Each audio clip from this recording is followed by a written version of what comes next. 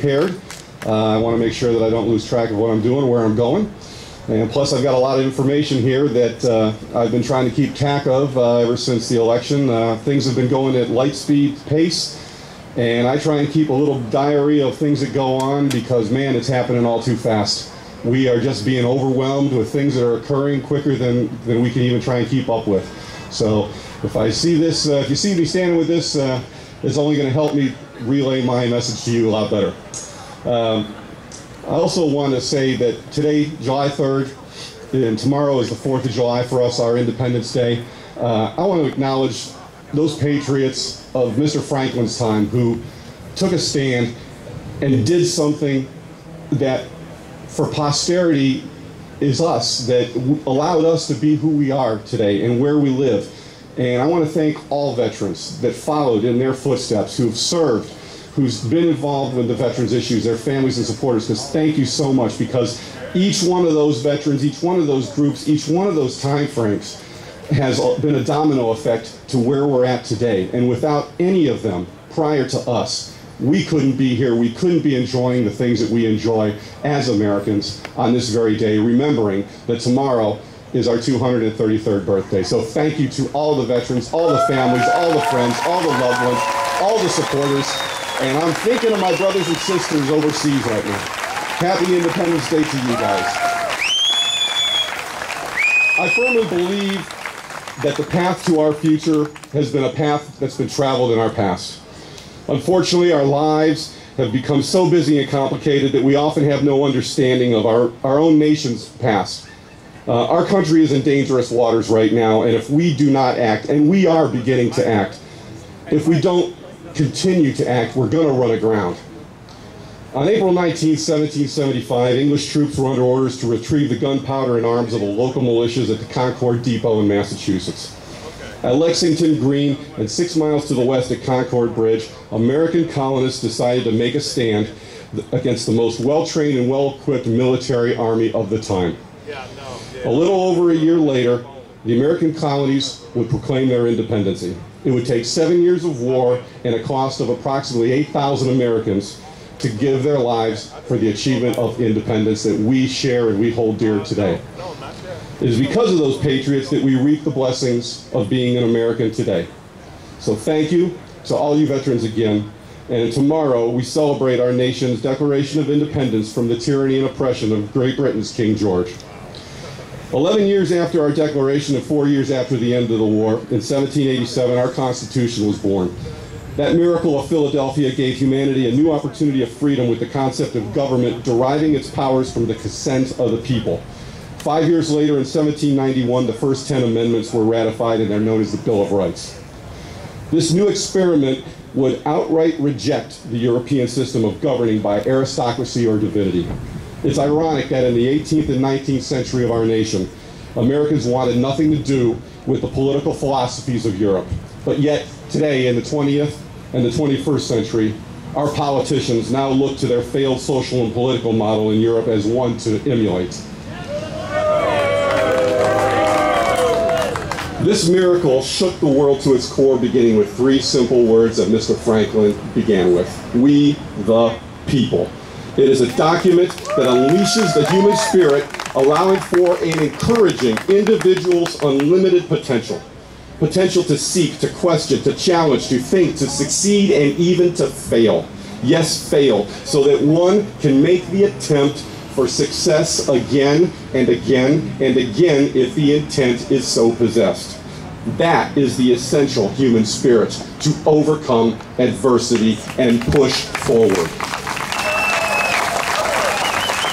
Today it seems though that our Constitution has become a relic, an article of the past, hardly touched upon by public school curriculum and educators, perhaps even viewed as boring as a requirement only to be gleaned upon for graduation requirements. At the collegiate level, it is mostly viewed by intellectuals as an antiquated document that must be reinvented for the times. It is no wonder that we have arrived at the place we are at now, where politicians bend to the will of special interests instead of representing their constituents, and constituents who do not understand the Constitution and our nation's founding. I served my nation for 20 years, and at the beginning of my enlistment and at each re-enlistment, I swore an oath to uphold and defend the Constitution of the United States. I believe in the Constitution and our Declaration of Independence. I believe that there was something special about our founding and in the wisdom of our founders. That is why I'm here today. That is why I write and call my congressmen and senators. That is why I write letters to the editors of newspapers and talk to my friends and family. I need to do something. Something is better than nothing. I believe that our government has lost its way, and I feel duty-bound to stand up and say something about it, not only because of my own beliefs, but for the sake of my children as well as all of our posterity. Because over the course of our nation's history, other Americans have made a stand when it was necessary to do so. This is our time now. On April 15th of this year, we gathered peacefully here in Cleveland, right across over in that field, but in the cities and towns of this country, to let our politicians know that we have begun to awake, that our eyes are opening to the non-representation that is occurring in Washington by our elected officials, both Democrat and Republican, and to let them know that we object. We remind them of the intent of our founders and that they follow the Constitution, governed by the consent of the people, and know and understand that they work for us. It is not that difficult to understand.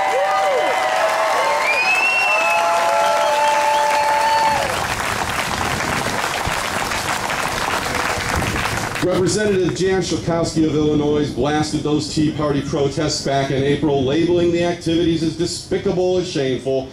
The Tea Parties being held today by groups of right-wing activists and fueled by Fox News Channel are an effort to mislead the public about the Obama economic plan that cuts taxes for 95% of the Americans and creates 3.5 million jobs. Really, Congresswoman? I don't know about you, but have any of you experienced any job increases or tax cuts? As far as I know, unemployment continues to go through the roof along with job loss, along with a laundry list of upcoming and already instituted taxes. The political elites, along with the elites of Hollywood and what I now call the fourth branch of government during this administration, the mainstream media, condescendingly mocked us and called us racist for not getting on board with the program. They are very good at using ad hominem attacks in an attempt to marginalize and dismiss us instead of debate us. Every disparaging remark they make only amplifies their real fear about our message of a government that is out of control. One of the reasons for our own revolution was taxation without representation. In 1764, desiring revenue from its North American colonies, Parliament passed the first law specifically aimed at raising colonial money for the Crown, called the Sugar Act. The act increased duties on a non-British goods shipped to the colonies. The Stamp Act of 1765 was Parliament's another attempt to assert governmental authority over the colonies. Great Britain was faced with a massive national debt, sound familiar? Following the 7 Years' War, or what we call the French and Indian War. Parliament later passed the Townshend Acts of 1767 in order to help pay the expenses involved in governing the American colonies, which initiated taxes on glass, lead, paint, paper, and tea. In 1775, Parliament passed the New England Restraining Act, banning trade between New England and any other country besides Great Britain. Again, check your clock. You don't know what time you're in. It sounds a little familiar for today. The colonists and our founders quite assuredly felt that the King and Parliament were out of control in dealing with the colonies. Today, we see that the current level of spending by our own government is also out of control. Congressional auditors predict that the Obama budget will produce $9.3 trillion in deficits over the next decade, more than 4 times of the previous administration's presidency. In addition to that, our country will have an $11 trillion debt as well. So, still think there won't be any new or increased taxes coming our way? Think again. Here's some of what's in the works and has already been implemented. At the beginning of April, the largest increase in tobacco taxes took effect with a 62-cent increase, despite Obama's promise not to raise taxes of any kind on families earning under $250,000 or individuals under $200,000. Obviously, if you smoke, you must make over $200,000 and can easily afford this, so what's the deal, huh? In June 12th, in a Bloomberg article, Ways and Means Committee Chairman Charles Rangel says that the health care overhaul legislation being drafted by House Democrats will include a $600 billion tax increase and $400 billion in cuts to Medicaid and Medicare. In addition, Senate Finance Committee Chairman Max Baucus is considering a proposal to apply income tax to health care plans if they are significantly more than the basic health plan for federal employees. Here you go, you're going to be paying again. There are also other tax options that include increasing the price of soda and other sugary drinks by 10 cents a can, applying a potential 2% income tax increase to single taxpayers earning more than $200,000, but you still can smoke, and a new employer payroll tax that could target 3% of an employee's health care expenditures. Do you use a company-issued mobile phone? A Wall Street Journal article also on June 12th discussed the possibility that you could be a target of a potential new federal income tax